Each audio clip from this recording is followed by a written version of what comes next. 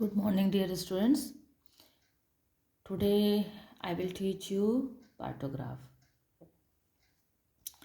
So, what is partograph? Partograph is a graphical representation of the progress of labor in which cervical dilatation and descent of fetal head is plotted against time. That is duration of labor in hours as well as maternal and fetal vital parameters. Okay. So partograph is graphical representation. Okay. Graphical representation means we will represent it on the graph. Okay. We will represent it on the graph किस चीज का? Of the progress of labor. Okay. Of the progress of labor, how labor is progresses. Okay. In which cervical dilatation, we will plot cervical dilatation and descent of fetal head is plotted. Okay. Against time means that is duration of labour in hours means duration of labour जैसे जैसे जो है labour का time आगे आगे बढ़ता जा रहा है उस हिसाब से उसके अनुसार कैसे सर्वाइकल डायलेटेशन कितना जो है हो रहा है और डिसेंट ऑफ फीटल हेड जो है पेल्विक कैविटी में किस तरह से डिसेंट हो रहा है. Okay. As well as maternal and fetal vital parameters like pulse, blood pressure, okay, of mother and fetal heart rate है ना.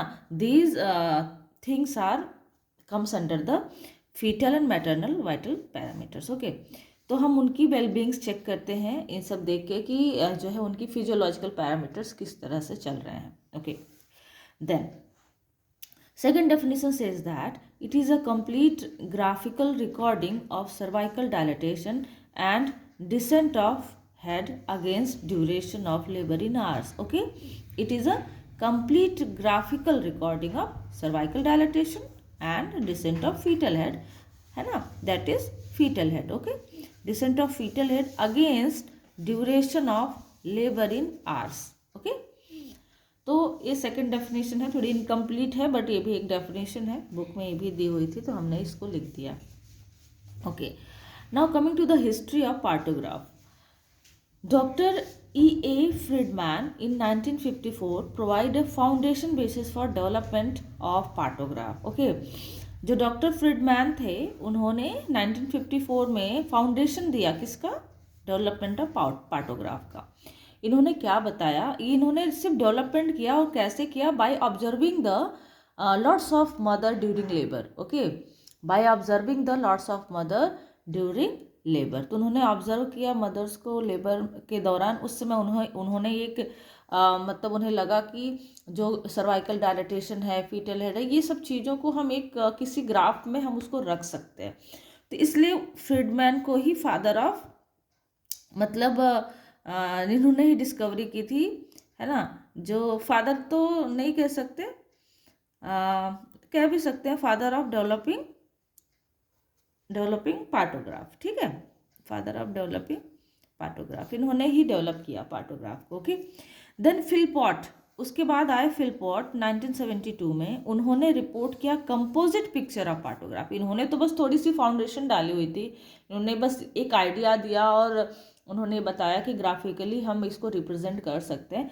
बट फिलपॉट ने क्या किया, उसको एक कंपोजिट पिक्चर दे दिया इन्होंने, किसमें जो है पैरामीटर्स इस तरह से होने चाहिए, जो है फीटल हार्ट रेट होनी चाहिए, पल्स होनी चाहिए, सर्वाइकल डायलेटेशन होना चाहिए. तो एक पूरा एक कंपोजिट पिक्चर जितना होता है कंपोजिट पिक्चर में इस तरह से आप देख सकते हैं. ये पूरी कंपोजिट पिक्चर है.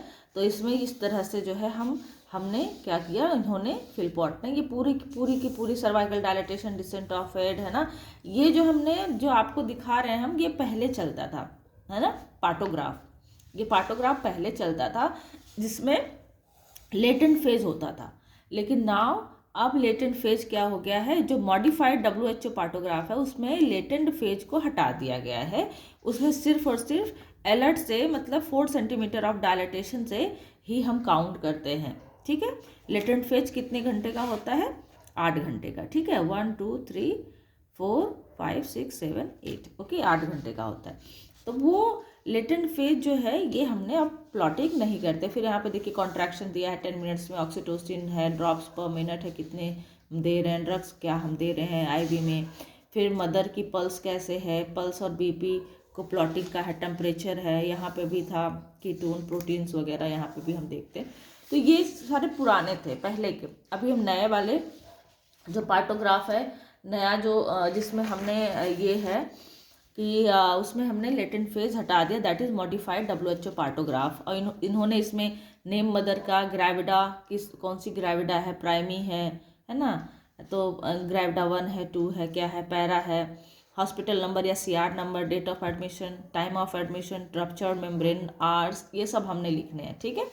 इसमें फीटल। अब यहाँ पे आप देख रहे हैं कि यहाँ पे जो है अलर्ट लाइन जो है वो 4 सेंटीमीटर से शुरू हुई है। इसी के अंदर में ही हमें जो है सर्वाइकल डायलेटेशन दिखाना है। इसके बाद में जाता है तो इसका मतलब पुअर प्रोग्रेस ऑफ लेबर है। ओके, तो ये सारी चीज़ें हमने देखी। तो यहाँ पे हमने लेटेंट फेज यहाँ से हट गया है, तो मॉडिफाइड WHO पार्टोग्राफ है।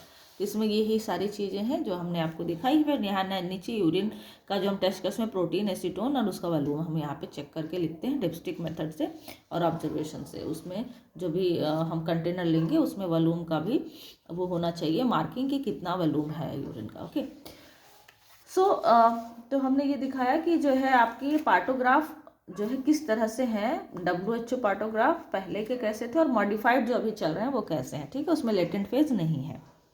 Okay, now coming to principles of plotting partograph. तो पहला है the active phase of labour commences at 4 centimetre cervical dilatation, है ना। तो वही जो हमने बताया कि एक्टिव फेज ऑफ लेबर जो है वो कितने सेंटीमीटर डायलेटेशन से दिखाई देगा। ये यहाँ पे देख लीजिए, एक्टिव जो फेज ऑफ लेबर है वो वहाँ पे 4 सेंटीमीटर से हमने इसको प्लॉटिंग करनी है। ये पहला प्रिंसिपल है। दूसरा है the latent phase of labour should not last longer than 8 hours. Okay, जो लेटेंट फेज ऑफ लेबर जो आपको हमने दिखाया था इसमें, जो इसमें तो है नहीं प्लॉट, तो हम इसमें तो नहीं करते लेटेंट फेज, इसमें प्लॉट तो नहीं करते, लेकिन हमें जब लेबर स्टार्ट होता है ना तो मदर बताती है कब से उसको पेन या दर्द शुरू हुआ है। तो उस कंडीशन में हम देखते हैं कि वहाँ से लेकर के जो है अभी तक का है ना लेटेंट फेज जो है वो लेटेंट फेज कब तक का होता है, 4 सेंटीमीटर डायलेटेशन हो जाएगा तो एक्टिव फेज में आ जाएगी, ठीक है। तो लेटेंट फेज जो है उसके पहले तक जो है 8 घंटे का होना चाहिए, उससे ज़्यादा नहीं होना चाहिए। इससे कम होगा चलेगा लेकिन इससे ज़्यादा 8 घंटे से ज़्यादा नहीं होना चाहिए। दैट इज सेकेंड प्रिंसिपल, है ना। तो लेटेंट फेज 8 आवर्स से ज़्यादा नहीं होना चाहिए। Then third one is during active labour the rate of cervical dilatation should not be slower than 1 centimetre per hours, है ना। जब हम एक्टिव लेबर में जाती है मदर तो उसमें 4 सेंटीमीटर डायलेटेशन से हम प्लॉटिंग करना शुरू करते हैं। तो यहाँ पे जो डायलेटेशन होता है तो 1 घंटे में, है ना, 1 सेंटीमीटर पर आवर, है ना।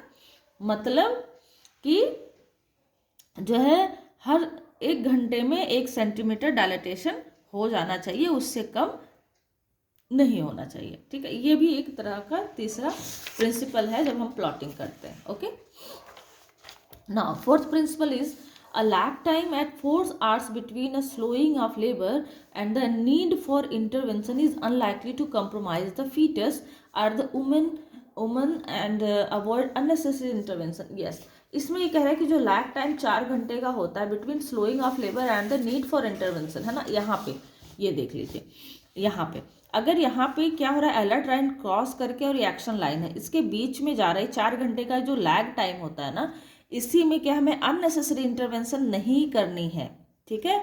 उसमें यही बता रहा है कि उसमें अननेसेसरी इंटरवेंशन हमें नहीं करना है, क्योंकि अननेसेसरी इंटरवेंशन अगर हमने किया तो फीटस और मदर दोनों कंप्रोमाइज हो सकते हैं, ठीक है। अननेसेसरी इंटरवेंशन नहीं करना है हमें रीज़न देखना है कि जो पुअर प्रोग्रेस ऑफ लेबर क्यों हो रहा है, क्या रीज़न है इस कंडीशन में। तो यहाँ पे हमें पुअर प्रोग्रेस ऑफ लेबर क्यों हो रहा है, मान लीजिए जो है ऑक्सीटोसिन सफिशिएंट अमाउंट में नहीं रिलीज हो रहा तो ऑक्सीटोसिन ड्रिप हम उसको चला देंगे, है ना। तो ये सब चीज़ें हम करके उसका, और फिर अगर मेम्ब्रेन नहीं रप्चर है अगर उसको भी सर्जिकली भी हम उसको इनिशिएट कर सकते हैं आगे प्रोग्रेस ऑफ लेबर बढ़ाने के लिए, है ना। तो उसमें हम क्या कर सकते हैं, अम्नियोटमी करते हैं, ठीक है। उससे भी एक स्टिमुलेशन मिलता है पुअर वो प्रोग्रेस होने का लेबर को। तो ये सारी चीज़ें हम यहाँ पे करते हैं, लेकिन अननेसेसरी कुछ ऐसी चीज़ें नहीं करनी है, जैसे कि इंस्ट्रूमेंट कोई हमने यूज किया, उससे बेबी को हमने खींचा और भी कुछ मतलब आप ये इस तरह के कुछ ऐसे अननेसेसरी इंटरवेंशंस नहीं करने हैं इस कंडीशन में। ओके, तो ये हमारा था fourth principle. Now we will come to the topics of method of recording partograph, है ना। मेथड्स ऑफ रिकॉर्डिंग पार्टोग्राफ, हम कैसे रिकॉर्ड करते हैं ये बहुत इंपॉर्टेंट है। किस तरह से हम सारे पैरामीटर्स जितने भी हैं पार्टोग्राफ में कैसे हम रिकॉर्ड करते हैं। पहला है फीटल हार्ट रेट, आपको पता ही है सबसे पहला जो रिकॉर्डिंग का कॉलम है वो फीटल हार्ट रेट है ना। तो फीटल हार्ट रेट में क्या है, the rate of fetal heart rate क्या है, indicates the state of the fetus inside the uterus, record every half an hour, है ना। तो इसमें क्या हमने करना है, एवरी हाफ एन आवर हमने रिकॉर्डिंग करनी है, ठीक है। तो इसमें क्या है, हाफ एन आवर पे हमने रिकॉर्डिंग करनी है फीटल हार्ट रेट की। क्यों करनी है आधे आधे घंटे में, हमें इसलिए करनी है क्योंकि हमें जो है आधे घंटे सफिशिएंट टाइम होते हैं कंप्रोमाइज़ होने के फीटस को। आधे घंटे में हमें पता चल जाना चाहिए कि फीटस सही है कि नहीं है, ठीक है। Record every half an our, okay. तो अब यहाँ पे क्या है, फीटल हार्ट रेट जैसे ये मैंने बनाया हुआ है पेंसिल से, इसमें मैंने बनाया हुआ है, तो किस तरह से रिकॉर्ड करना है ना, रिकॉर्ड किस तरह से करना है। मान लीजिए आप अभी इस टाइम पे मान लीजिए सपोज आपका हो रहा है 7 AM, है ना, 7 AM हो रहा है। तो यहाँ पे जब आप रिकॉर्ड करते हैं उस समय आपने देखा फीटल हार्ट रेट कितना था, 130 था, ठीक है, 130 था। फिर उसके बाद आपने एक घंटे बाद देखा जो है हाफ एन आवर, मान लीजिए 7:30 पे आपने देखा, तो आपको मिला कितना, आपको मिल रहा है 140, ओके। तो 140 आपको मिल रहा है। तो ये जो है आपको ऐसे रिकॉर्डिंग करनी है। फिर आप आ गए तो आपको मिल रहा है 130 मिला, ठीक है। फिर आपको 150 मिला, ऐसे ऐसे करके आपको रिकॉर्डिंग करनी है फीटल हार्ट रेट की, ठीक है। तो ये आधे आधे घंटे पे आपको रिकॉर्ड करना है फीटल हार्ट रेट। तो इस तरह से आप क्या करेंगे, प्लॉटिंग करते जाएंगे, ठीक है, फीटल हार्ट रेट की। फिर आगे आते हैं अमनियोटिक फ्लूइड, सेकंड है अमनियोटिक फ्लूइड, सेकंड कॉलम होता है अमनियोटिक फ्लूइड, है ना। आपको दिखा देती हूँ, इसमें देखिए फर्स्ट कॉलम क्या है, fetal heart rate, second column है अमनियोटिक फ्लूइड, ओके। तो record the colour of amniotic fluid at every vaginal examination, okay. Record the colour of amniotic fluid at every vaginal examination. तो हर vaginal examination के दौरान, अब vaginal examination कब कब करते हैं, आइडियली कब कब करते हैं, 4 आवर्स पे, ठीक है। आइडियली हम कब कब करते हैं, 4 आवर्स पे वजाइनल एग्जामिनेशन करते हैं। अनटिल अनलेस अगर कोई जरूरी ना हो, मतलब देखना कंडीशन सर्वाइकल डायलेटेशन या फीटल डिसेंट का, है ना, नहीं तो हम 4 आवर्स पे ही हम करते हैं। तो इसमें किस तरह से हम प्लॉटिंग करेंगे, ICMB, इस तरह से हम प्लॉटिंग करते हैं। I मीन्स होता है membrane is intact, okay. C means होता है membrane ruptured and fluid is clear. Then M means meconium stained fluid and B means blood stained fluid या ब्लड स्टेन्ड लाइकर, ठीक है, ब्लड स्टेन्ड लाइकर। जो liquor है वो blood stained है ना, फ्लूइड की जगह हम लाइकर यूज कर सकते हैं। तो अब एमनियोटिक फ्लूइड यहाँ पे है। तो अब आप जब आपने देखा, मान लीजिए वजाइनल एग्जामिनेशन 8 o'clock हुआ, ठीक है, 8 AM पे, तो आपने यहाँ पे देखा कि मेम्ब्रेन क्या है, इंटैक्ट है, तो हमने I इसमें डाल दिया, ठीक है, आई की प्लॉटिंग कर दी। फिर आपने मान लीजिए यहाँ पे 10 o'clock पे आपने देखा, ठीक है, 10 o'clock नहीं कह सकते, मान लीजिए 3 घंटे बाद आपने चेक कर लिया, तो वहाँ पे आपको मिल गया मेम्ब्रेन तो रप्चर है और क्लियर फ्लूइड है ना, तो आपने वहाँ पे प्लॉटिंग कर दी C की, ठीक है। ये आपको जब आप देखेंगे अगर सब कुछ ठीक है तो आपको CC ही मिलेगा, मेम्ब्रेन रप्चर क्लियर फ्लूइड मिलेगा, ठीक है। जो ब्लड स्टेंट है और मेकोनियम स्टेंट ये आपको हमेशा आप नॉर्मल कंडीशन में मिलेगी, और इसमें आपको पता है मेकोनियम स्टेंट तब होता है जब फीटस जो है कंप्रोमाइज हो जाता है, ठीक है। तो यहाँ पे आप जो है मेकोनियम स्टेंट अगर है तो आप उसको क्या लिखेंगे, एम लिखेंगे, ठीक है, एम लिखेंगे। ब्लड स्टेंट है तो आप उसको क्या लिखेंगे, बी लिखेंगे। तो इस तरह से आपको प्लॉटिंग करनी होती है, ठीक है। फिर आते हैं मोल्डिंग पे, है ना। मोल्डिंग में क्या है, moulding is a state of reduction और loss of space between skull bones. Okay, moulding क्या है, is a state of reduction और loss of space between skull bones, presence of increase moulding of the head, है ना। High in the pelvis indicate CPD, cephalopelvic disproportion. Recording of degree of moulding कैसे करते हैं, यहाँ पे देख लीजिए 0, 1, 2, 3। अब यहाँ पे क्या है, अब मोल्डिंग होती क्या है ये तो जानना जरूरी है। Is a state of reduction और loss of space between skull bone. ये देखिए, है ना, ये स्कल बोन है ना। तो ये कह रहा मोल्डिंग क्या है कि रिडक्शन और loss of space between skull bone. Skull bone है, इसके बीच में सुचर्स होते हैं, है ना, ये सुचर्स होते हैं। तो ये जो सुचर्स है ना, ये जो बोन्स हैं दोनों, ये दोनों क्या करती हैं, इनमें जब स्पेस का रिडक्शन हो जाता है उसको हम कहते हैं मोल्डिंग। मतलब जैसे कि ये है सुचर्स, अभी ये तो ओवरलैप तो करेगा नहीं, अभी ये तो अभी इसमें क्या है कि ये ऐसे है सुचर्स, ठीक है। जब ओवरलैप करते हैं मतलब इसका जब ये जो स्पेस है ना, मतलब इतना इतना रिडक्शन जब हो जाता है, रिडक्शन हो जाना या ओवरलैप कर जाना दोनों चीज़ें होती हैं, ठीक है। तो उसको हम कहते हैं, ये दोनों के बीच में जो स्पेस है ना रिड्यूस हो जाता है, तो उसको हम कहते हैं यही, ये रिड्यूस हो जाएगा दोनों बोन के बीच में, तो उसको हम कहेंगे मोल्डिंग। ओके,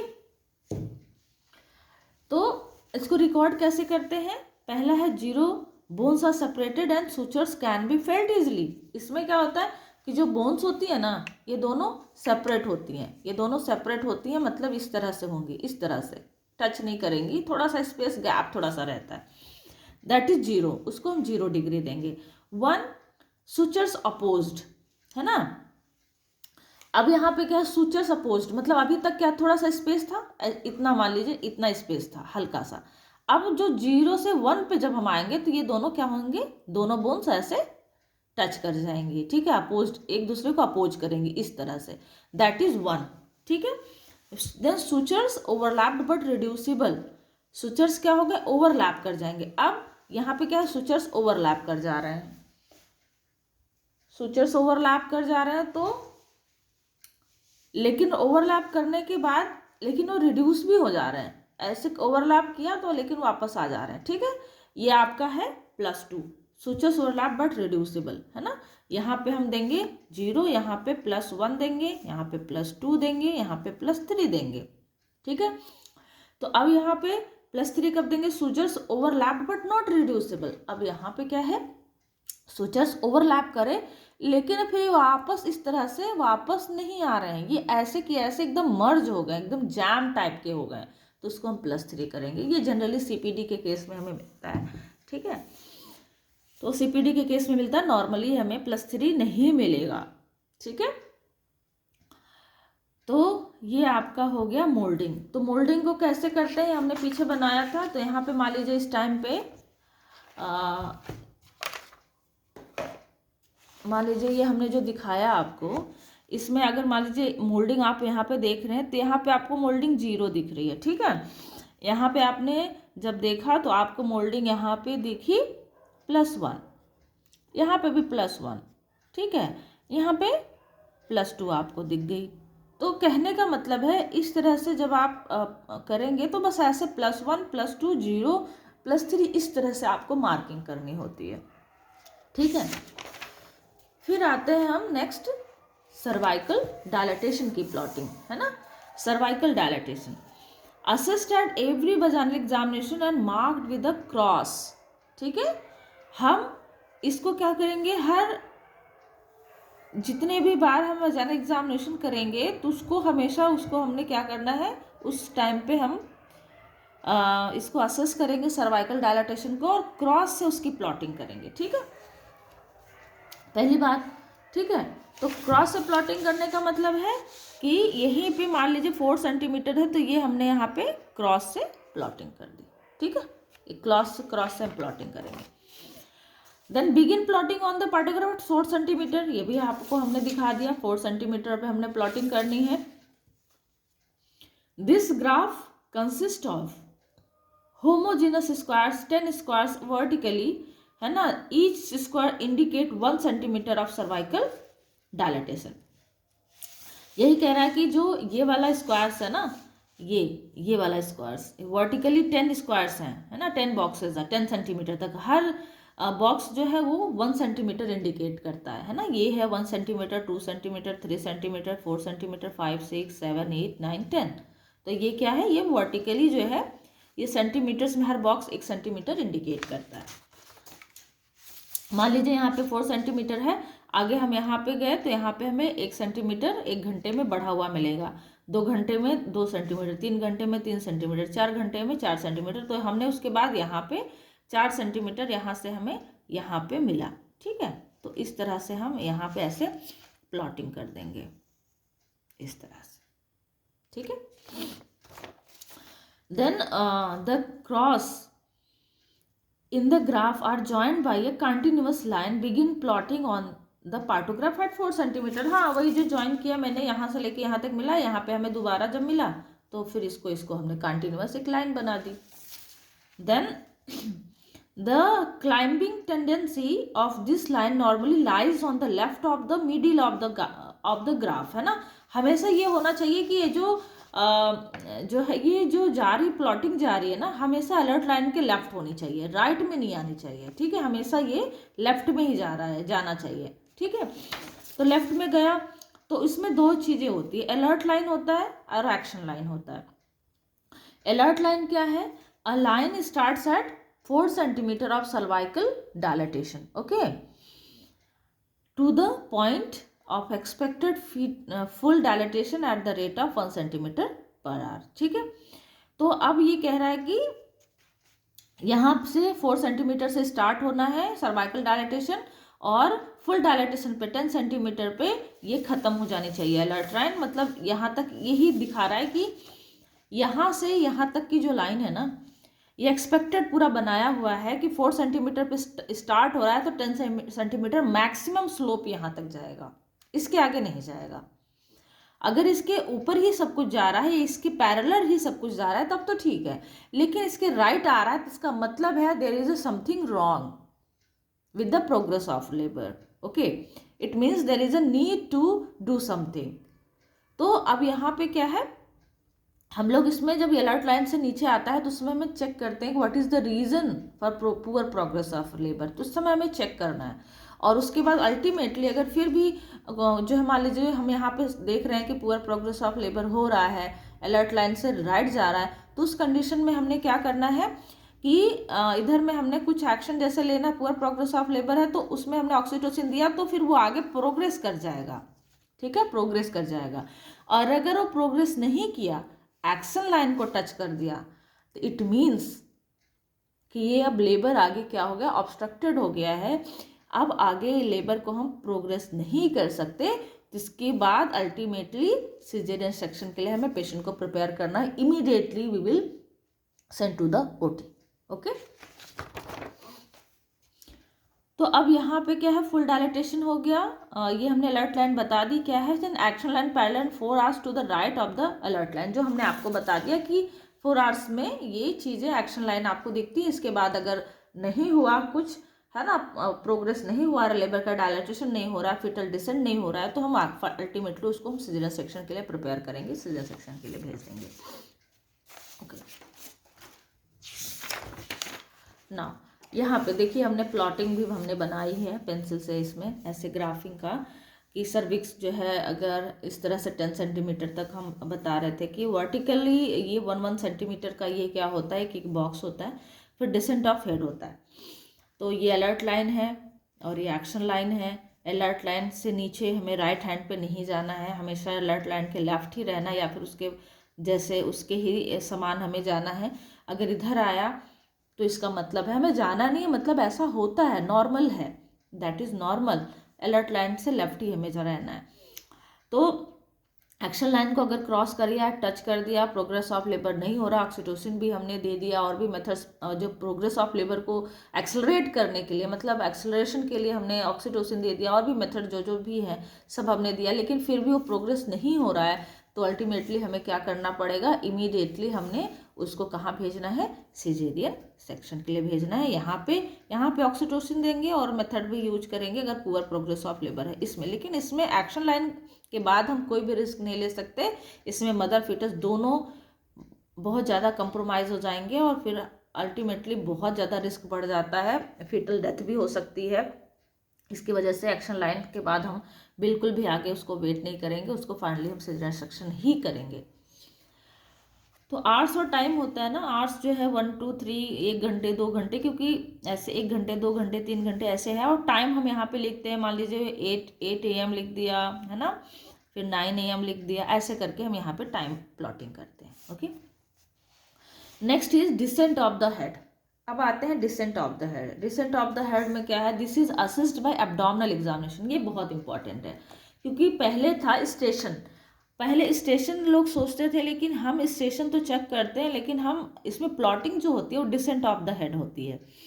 तो डिसेंट ऑफ द हेड हमेशा कैसे करते हैं, एब्डोमिनल एग्जामिनेशन से करते हैं। ठीक है, डिसेंट ऑफ हेड कैसे करते हैं, एब्डोमिनल एग्जामिनेशन के थ्रू करते हैं, बिफोर डूइंग वजाइनल एग्जामिनेशन। ये बहुत इंपॉर्टेंट है। ठीक है, तो डिसेंट ऑफ द हेड हम कैसे करेंगे, assist by abdominal examination before doing vaginal examination. जब भी हम वजाइनल एग्जामिनेशन करने जाते हैं उसके पहले हम एब्डोमिनल एग्जामिनेशन करके डिसेंट ऑफ हेड भी देख लेते हैं। Refers to the part of the head divided into 5 parts palpable above the symphysis pubis. और इसको हम कैसे देखते हैं, सिम्फाइसिस प्यूबिस के ऊपर हम पैल्पेट करके एब्डोमिनली हम देखते हैं, रिकॉर्डेड एज अ सर्कल और 0 ऐसे टाइप में एट एवरी वजाइनल एग्जामिनेशन।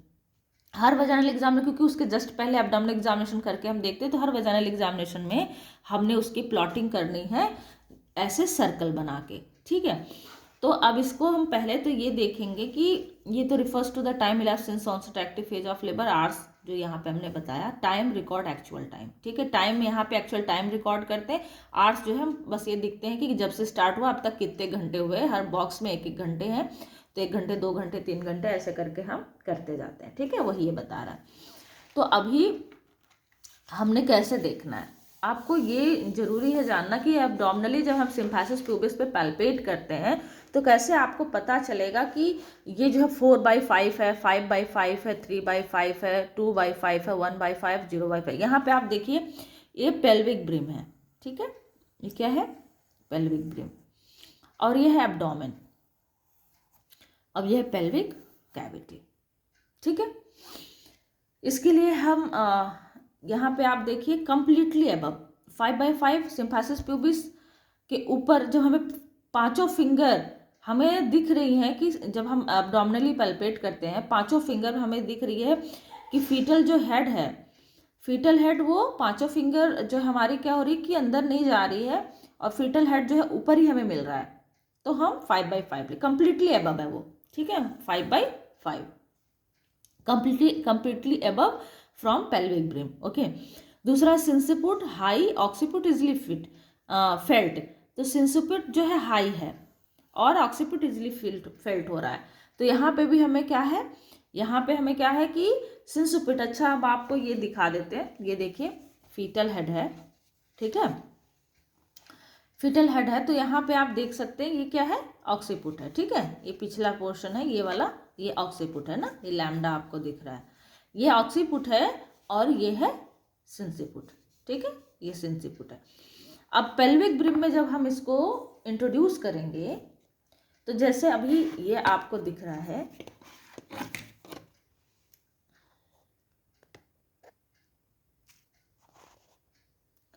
ना, ये पेल्विक ब्रिम है। अब कैसे होता है, एलोए है ना, पोजीशन नॉर्मल क्या होती है, एलोए है ना, नॉर्मल पोजीशन एलोए होती है, आपको पता है। तो अभी थोड़ा सा एडजस्ट करना पड़ेगा मुझे कैमरा।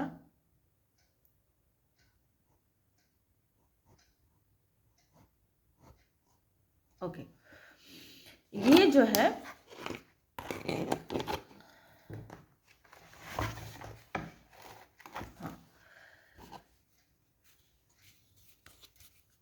ये एलओए है, लेफ्ट ऑक्सीपिट एंटीरियर पोजीशन, ठीक है।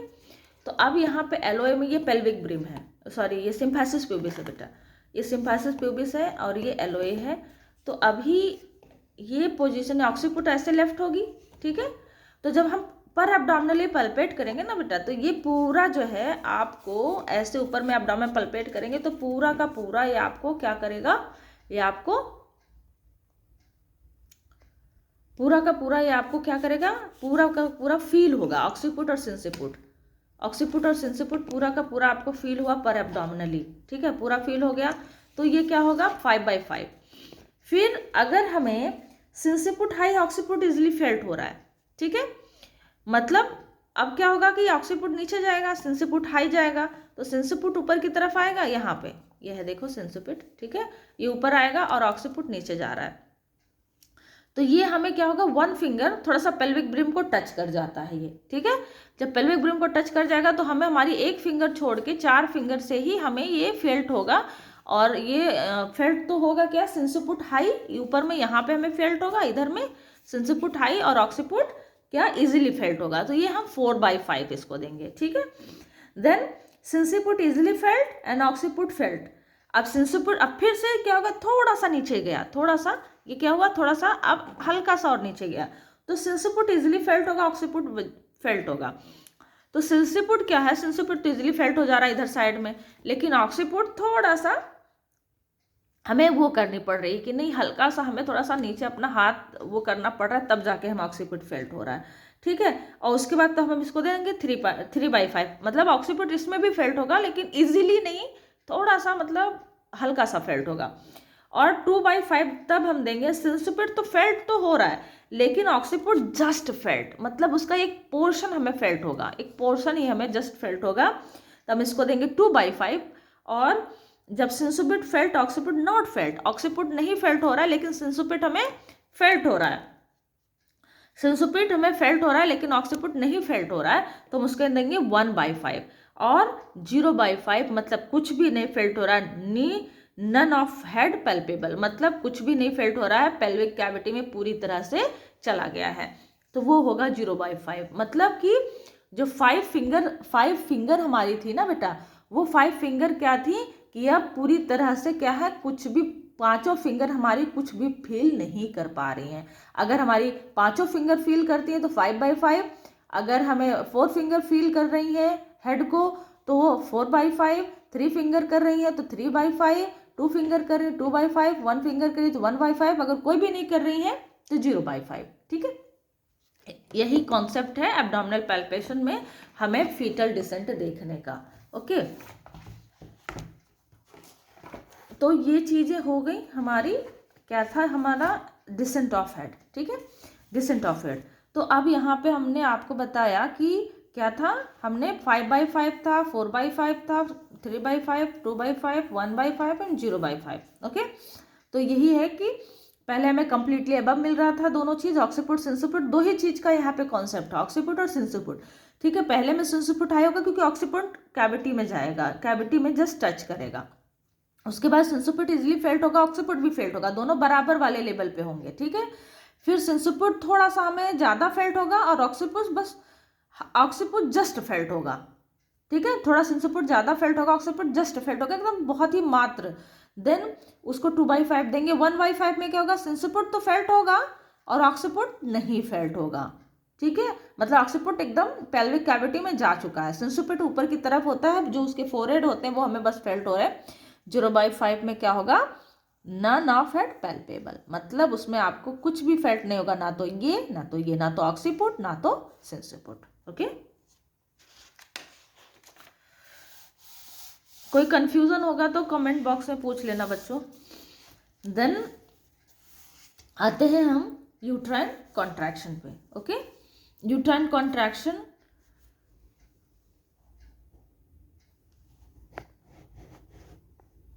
यूट्राइन कॉन्ट्रैक्शन पे अब हम आते हैं। तो यूट्राइन कॉन्ट्रैक्शन में क्या है कि it is a recorded graphically on the partograph according to their strength and frequency, है ना, स्ट्रेंथ एंड फ्रिक्वेंसी पे। स्ट्रेंथ कैसी है, कितना इंटेंसिटी है उसकी, फ्रिक्वेंसी कितनी है, कितने जल्दी जल्दी रिपीट हो रहा है। स्ट्रेंथ मतलब क्या है, इंटेंसिटी उसकी कितनी है, ठीक है, एंड फ्रीक्वेंसी कितने ड्यूरेशन पे, कितने टाइम पे वो रिपीट हो रहा है। Okay, observation of contraction is made half an hourly in the active phase. ठीक है बच्चों, कॉन्ट्रैक्शन कब कब देखना हमें, हाफ आवरली, है ना, आधे आधे घंटे में हमें इसको देखना है। ठीक है, आधे आधे घंटे में इसको हमने देखना है। Palpate the number of contraction, क्योंकि जब हम फीटल हार्ट देखते हैं ना बेटा, उसी समय हम कॉन्ट्रैक्शन भी देखते हैं, तो दोनों साथ में ही हो जाता है काम। फीटल हार्ट रेट और यूट्राइन कॉन्ट्रैक्शन दोनों एक साथ ही हम आधे आधे घंटे में ऑब्जर्व कर लेते हैं। Palpate the number of contraction in 10 minutes, 10 minute में हम क्या करेंगे, पैल्पेट करेंगे, है ना, and their duration in seconds. ठीक है, तो हम ये देखते हैं कि जब हम आधे घंटे में चेक करते हैं ना बेटा, तो 10 मिनट में हम देखते हैं कि कितना उसमें, मतलब आधे घंटे में जब आप चेक कर रहे हो तो 10 मिनट तक हम ये देखेंगे कि 10 मिनट में कितने कॉन्ट्रैक्शन आ रहे हैं, कितनी इंटेंसिटी के साथ आ रहे हैं। ठीक है, तो ये हम देखते हैं। तो वो जो इंटेंसिटी है उसकी ड्यूरेशन इन सेकेंड्स होती है। तो देखिए, अगर लेस देन 20 सेकेंड्स है ना, लेस देन 20 सेकेंड्स है, तो उसको हम इस तरह से प्लॉट करेंगे, दैट इज माइल्ड कॉन्ट्रैक्शन। ठीक है, mild contraction between 20 and 40 seconds, है ना, 20 एंड 40 सेकेंड्स के बीच का अगर आपको मिल रहा है ना, इतना टाइम तक ड्यूरेशन है ये, है ना, ड्यूरेशन जो रह रहा है, इतने टाइम तक रह रहा है, तो उसको हम कहेंगे मॉडरेट कॉन्ट्रैक्शन, मॉडरेट कॉन्ट्रैक्शन। ठीक है, ये moderate contraction, mild. More than 40 seconds के लिए अगर मिल रहा है तो उसको इस तरह से हम प्लॉटिंग करेंगे और उसको हम लिखेंगे क्या, सीवियर कॉन्ट्रैक्शन यहाँ पे नहीं होगा mild, moderate and strong contraction. ठीक है, स्ट्रॉन्ग कॉन्ट्रैक्शन ये हम लिखते हैं, mild, moderate and strong, not severe. ठीक है, स्ट्रॉन्ग कॉन्ट्रैक्शन। अब यहाँ पे देखिए कॉन्ट्रैक्शन पर 10 मिनट्स, 10 मिनट में हमने चेक किया, मतलब आधे आधे घंटे पे तो आपको चेक करना, लेकिन 10 मिनट तक करना है। तो 10 मिनट में आपने देखा, मान लीजिए जो भी टाइम था उस टाइम पे आपने देखा, तो वहाँ पे आपको मिल रहा है माइल्ड कॉन्ट्रैक्शन। तो माइल्ड कॉन्ट्रैक्शन आपने कैसे लिखा, ऐसे ऐसे कर दिया। ठीक है, उसको तो आप डॉट डॉट भी कर सकते हैं। ठीक है, दो तरह से हम प्लॉटिंग करते हैं, पहले माइल्ड कॉन्ट्रैक्शन को इस तरह से भी करते हैं और डॉट डॉट भी आप कर सकते हो, लेकिन हमें एक ही कॉन्ट्रैक्शन दिखा 10 मिनट में। ठीक है, फिर हमने देखा दोबारा जब हमने चेक किया तो वो हमने देखा कि हमें मॉडरेट कॉन्ट्रैक्शन मिल रहा है। ठीक है, मॉडरेट कॉन्ट्रैक्शन, और हमने ये देखा कि मॉडरेट कॉन्ट्रैक्शन आपको 10 मिनट्स में 2 मिल रहे हैं। मॉडरेट कॉन्ट्रैक्शन मतलब कि it is lasting for 20 to 40 seconds. Okay, तो ये आपको मिला। फिर आपने चेक किया दोबारा, तो फिर आपको 3 कॉन्ट्रैक्शन मिले, जिस भी टाइम पे मिले, तो उस टाइम को आपको क्या देखना है, उस टाइम पे आपको जो कॉन्ट्रैक्शन मिले वो 3 मिले। ये ज़्यादा होते हैं, 3 कॉन्ट्रैक्शन बच्चा डिलीवर कर जाता है। ठीक है, तो 3 कॉन्ट्रैक्शन में बच्चा डिलीवर कर जाता है, इससे ज़्यादा ज़बरदस्ती का मत प्लॉट कर देना केस बुक में। तो ये आपको 3 कॉन्ट्रैक्शन सेकेंड स्टेज में, आपको सेकेंड स्टेज इसमें नहीं होती है, लास्ट मतलब फर्स्ट एक्टिव फेज का जब लास्ट होता है ना, 8 to 10 सेंटीमीटर जब डायलेटेशन होता है, तो उसमें भी स्ट्रॉन्ग कॉन्ट्रैक्शन आने लगते हैं। ठीक है, वो स्टार्टिंग होता है ना, पिकअप पकड़ता है उस समय सेकेंड स्टेज ऑफ लेबर का, तो उस समय भी लगभग सेकेंड स्टेज वाला ही कॉन्ट्रैक्शन होता है। ठीक है, इसमें हम सेकेंड स्टेज को तो दिखाते नहीं ना बेटा, किसमें, पार्टोग्राफ में सेकेंड स्टेज नहीं दिखाते। ये जो मॉडिफाइड पार्टोग्राफ है, फर्स्ट स्टेज ही हम इसमें दिखा पाते हैं, प्लॉटिंग नहीं होती सेकेंड स्टेज की। तो ये 3 कॉन्ट्रैक्शन आपको देखिए क्या है, स्ट्रॉन्ग कॉन्ट्रैक्शन। ठीक है बेटा, तो इस तरह से हम प्लॉटिंग करते हैं। अभी प्लॉटिंग हो गई हमारी, अब हम आते हैं ऑक्सीटोसिन ड्रिप। ऑक्सीटोसिन ड्रिप उसमें होता है कॉलम। अब यहाँ पे आपको ये भी दिखा देते हैं हम। यहाँ पे देखिए कॉन्ट्रैक्शन दिखा है पर 10 मिनट, फिर ऑक्सीटोसिन यूनिट पर लीटर, ड्रॉप्स पर मिनट, है ना, फिर ड्रग्स एंड IV फ्लूइड्स। तो अब यहाँ पे देखिए क्या है, consist of 2 lines, one for the record of unit of oxytocin पर litre of intravenous fluid and other one is for drop of fluid per minute. The recording can be made at the interval of 30 minutes as the uterine contractions, है ना, ये भी 30 minutes पे आपको लिखने हैं जब भी यूट्राइन कॉन्ट्रैक्शन आप चेक करते हो, ठीक है बच्चा। तो हमने इसको 30 मिनट्स पे हमने इसको क्या करना है, दिखाना है, कोई फ्लूइड्स तो नहीं दे रहे हैं, है ना, कोई जो है ऑक्सीटोसिन ड्रिप तो नहीं चला रहे हैं, तो ड्रिप दे रहे हैं तो आपको कब दे रहे हैं, आप कितना दे रहे हैं, ठीक है। तो इसमें ऑक्सीटोसिन यूनिट पर लीटर आपने मान लीजिए 5 यूनिट, है ना, 5 यूनिट आपने दी है, कितना दी है, 5 यूनिट। इंजेक्शन ऐसे लिखेंगे, इंजेक्शन हम ऐसे अलग से लिख के बता रहे हैं आपको यहाँ पे लिखना है injection oxytocin 5 international unit in 500 ml NS, ठीक है, क्योंकि हम 1 लीटर की बोतल में नहीं देते ना बेटा, तो इसलिए हमें 500 ml NS या RL जो इसमें भी आप दे रहे हैं उसको आपको लिखना पड़ेगा ऐसे, ठीक है। तो इस कॉलम में आपने लिख दिया। ड्रॉप्स पर मिनट आप कितना दे रहे हो, आप अगर दे रहे हो 60 ड्रॉप्स पर मिनट तो आप यहाँ पे लिखोगे 60 ड्रॉप्स पर मिनट, ये वाले कॉलम में आप ऐसे लिखोगे। तो इस तरह की चीज़ें आपको लिखनी है यहाँ पे।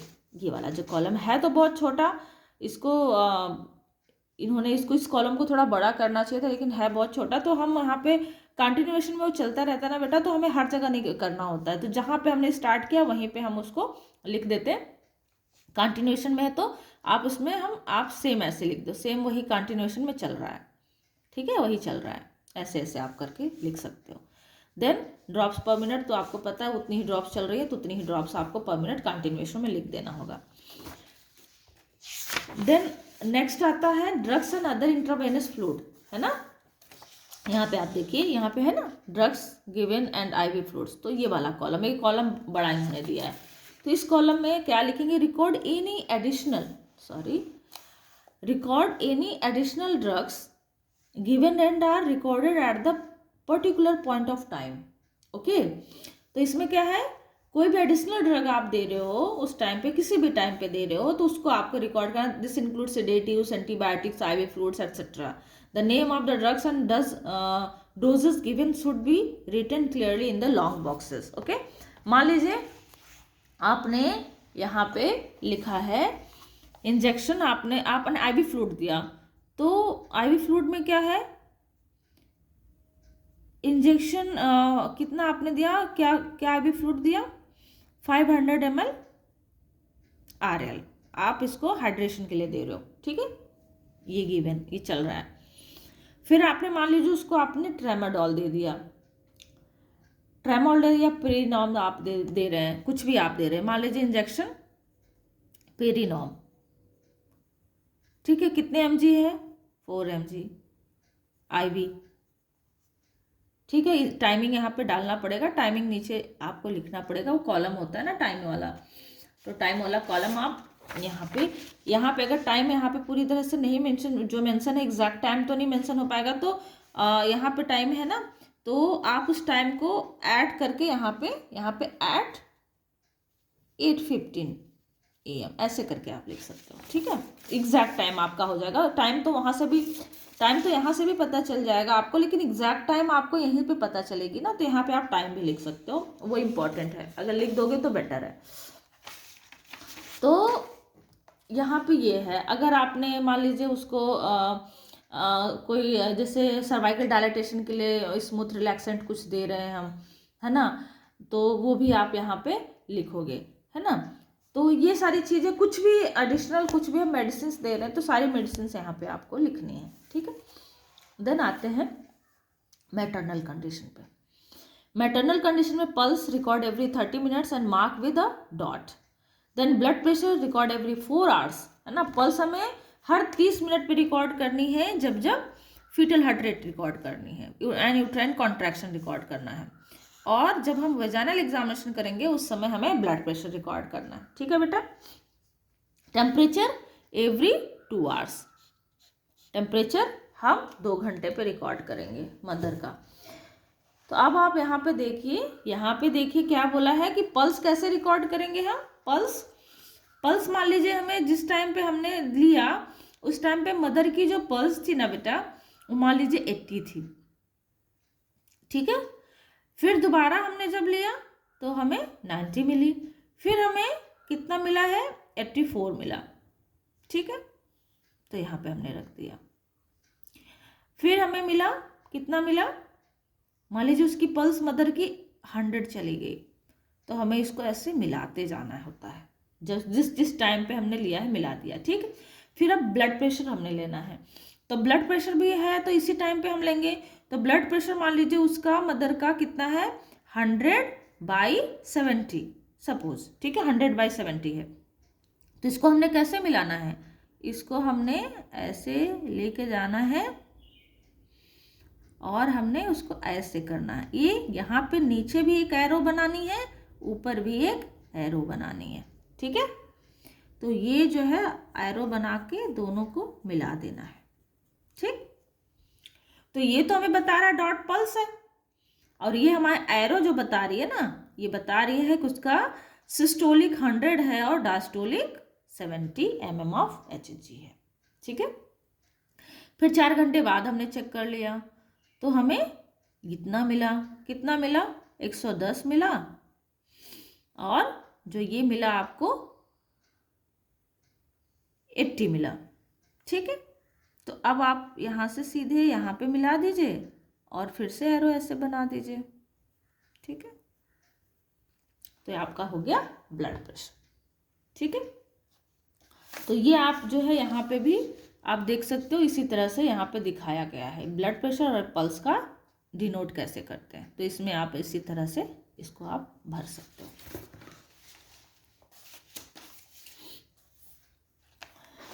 अब आते हैं यूरिन एनालिसिस पे, ठीक है। यूरिन एनालिसिस क्या है, during the course of labour the examination of urine is important, है ना। In case of maternal distress the volume of urine में डिक्रीज एंड इट में contain ketone bodies, yes of course. अगर वो starvation में जाती है तो कीटोन बॉडीज का फॉर्मेशन होने लगता है, फैट का डिस्ट्रक्शन होने लग जाता है। मैटरनल डिस्ट्रेस में अगर जा रही है तो उसका यूरिन आउटपुट भी कम हो जाता है। इसकी वजह से हमें ये सारी चीज़ें हमने देखनी है। तो कीटोन बॉडीज के लिए यहाँ पे हमने लगाना एसीटोन, अगर है प्रोटीन कोई एल्बुमिन वगैरह कुछ रिलीज हो रहा है तो वो भी यहाँ पे है, तो हमें उसको लिखेंगे, है ना, कितना पॉजिटिव है। एसीटोन वो भी हमें यहाँ पे लिखेंगे। वॉल्यूम कितना है, कितना वॉल्यूम जो है 1 घंटे में पर ml पर आवर्स में कितना वो यूरिन आउटपुट है उसका। तो अगर कैथेटराइजेशन है तो उसमें हम देख के लिख लेंगे, ठीक है। कितनी बार यूरिन करने का ये हम पूछ के लिख लेंगे। तो बेटा यहाँ पे ये है कि हम जनरली ये जो हम टेस्ट करते हैं ना, डिपस्टिक मेथड से करते हैं, ठीक है। डिपस्टिक मेथड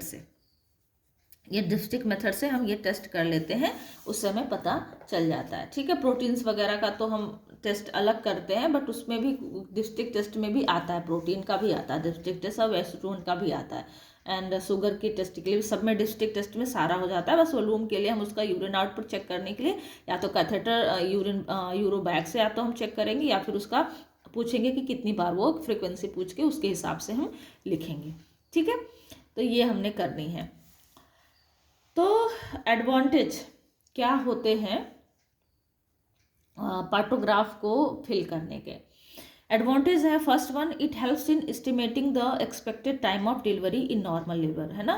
क्या करता है, expected time of delivery normal labour में हमें बता देता है कि कब डिलीवरी होने के चांसेस है। अगर डायलेटेशन अच्छे रेट से हो रहा है, 1 सेंटीमीटर पर आवर से कम नहीं है ना, तो वो पहले लेटेंट फेज कंप्लीट कर चुकी है, फिर वो एक्टिव फेज में आई, फिर उसका डायलेटेशन है, तो हम उसका एस्टिमेशन बना पाते हैं कितने घंटे में अप्रॉक्स उसकी डिलीवरी हो जाएगी, क्योंकि उसका कॉन्ट्रैक्शन का हम फ्रिक्वेंसी देख के, डिसेंट देख के हम समझ जाते हैं कितना टाइम में उसकी डिलीवरी हो जाएगी। तो एक्सपेक्टेशन करना, एक्सपेक्टेड टाइम बताना बहुत ईजी हो जाता है, ठीक है। Then it gives graphic record of all the events of labour, है ना। ये क्या करता है, ग्राफिक रिकॉर्ड दिखाता है all the events of labour, जैसे कि आपने फिटल हार्ट रेट दिखाया, फिटल डिसेंट दिखाया, सर्वाइकल डायलेटेशन दिखाया, वो सारे जो है क्या करते हैं, एक ही पेपर में वो सारे इवेंट्स जो है आपके रिकॉर्ड हो जाते हैं। It can reduce prolong labour. Prolong labour को रिड्यूस करता है, क्योंकि हमें पहले ही पता चल जाता है कि ये आगे प्रोग्रेस नहीं कर पाएगा, तो हम अल्टीमेटली क्या करते हैं कि उसका हम सिजेरियन सेक्शन कर देते हैं, या फिर जो भी अदर इंटरवेंशन करना वो हम कर लेते हैं। It reduces maternal perinatal mortality and morbidity, yes, क्योंकि कंप्रोमाइज होते होते जब हमें पता चल जाता है कि कंप्रोमाइज होने वाला है फिटस और मैटरनल कंडीशन, मदर भी कंप्रोमाइज होने वाली है, तो वो हमें ये ग्राफ अगर हम मेंटेन कर रहे हैं तो उससे हमें पता चल जाता है, जिसकी वजह से उसकी मॉर्बिडिटी आगे जो है उसकी इलनेस को भी हम बचा देते हैं और उसके मोर्टेलिटी को भी बचा देते हैं, चाहे मदर हो चाहे फिटस हो, ठीक है, इससे बच जाती है, क्योंकि हमें एक्सपेक्टेड चीज़ें पता चल जाती है। आगे हम एक्सपेक्ट कर सकते हैं, अनुमान भी लगा लेते हैं, प्रोडिक्शन कर सकते हैं आगे क्या होने वाला है। Useful for statistical analysis of labour problems, yes, static analysis research में भी ये हेल्प करता है, जिससे कि हम जो है इसको पार्टोग्राफ से सारी एनालिसिस कर सकते हैं लेबर के रिगार्डिंग, उसकी ड्यूरेशन की रिगार्डिंग, उसकी जो कॉन्सिक्वेंसेस उसके रिगार्डिंग हम एनालिसिस कर सकते हैं लेबर प्रॉब्लम्स का, कि कितनी कितनी लेबर प्रॉब्लम्स हो सकती है, क्योंकि लेबर प्रॉब्लम्स भी पार्टोग्राफ में हमें पता चल जाती है किस वजह से आगे लेबर प्रोग्रेस नहीं हुआ है, तो उसमें भी हेल्प मिलती है। It is a permanent record of medico legal cases, अगर मेडिको लीगल केसेस है हो रहे हैं तो उस कंडीशन में हम परमानेंट रिकॉर्ड के रूप में इसको रख सकते हैं, जिसमें वो यूजफुल होगा। नाउ डिसएडवांटेज क्या है इसका? It is a very cumbersome to use partogram and most hospital do not use them due to lack of time, yes, main चीज़ है कि यही सबसे बड़ी प्रॉब्लम है तो बहुत ही अच्छा पार्टोग्राफ, लेकिन मोस्टली लोगों को टाइम टेकिंग लगता है, लोगों के पास समय नहीं होता है, इसकी वजह से लोग पार्टोग्राफ नहीं भर पाते हैं, इसलिए कि लोगों के पास समय नहीं है, ये लोगों का डिसएडवांटेज है लोगों के लिए। लोग ये कहते हैं कि जो मेडिकल प्रोफेशनल्स हैं किसमें टाइम लग रहा है, इसके वजह से वो भरना पसंद नहीं करते हैं और ज़्यादातर इंस्टीट्यूट भरते नहीं हैं, ठीक है। थैंक यू सो मच बच्चों, इसको पढ़ लेना, अगर कोई कन्फ्यूज़न होगा तो प्लीज़ लेट मी नो कि कहाँ पे क्या दिक्कत है, फिर मैं उसको क्लियर कर दूँगी। Okay, thank you so much.